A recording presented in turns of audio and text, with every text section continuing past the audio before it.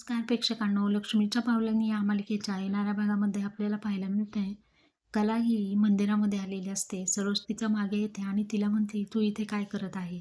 त्यावरती कला म्हणते की हा प्रश्न मी तुम्हाला विचारायला हवा आहे.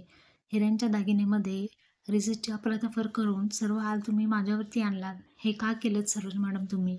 सरोज त्यावरती तिला म्हणते की हे बघ, तुला माहिती नसेल परंतु मला माझ्या मुलाची तुझ्यापेक्षा जास्त 1000 पट काळजी आहे. ही गोष्ट तू लक्षात ठेव, असं सरोज म्हणते. कला म्हणते की तुम्हाला माहिती होतं चांदेकरसाठी ही डील किती महत्त्वाची होती आणि त्यामुळेच तुम्ही मुद्दाम हा सर्व आळा माझ्यावरती आणला, जेणेकरून चांदेकरच्या मनामधून मी पूर्णपणे निघून जाईल. हेच तुमचं प्लॅनिंग होतं ना? हेच इंटेन्शन होतं ना?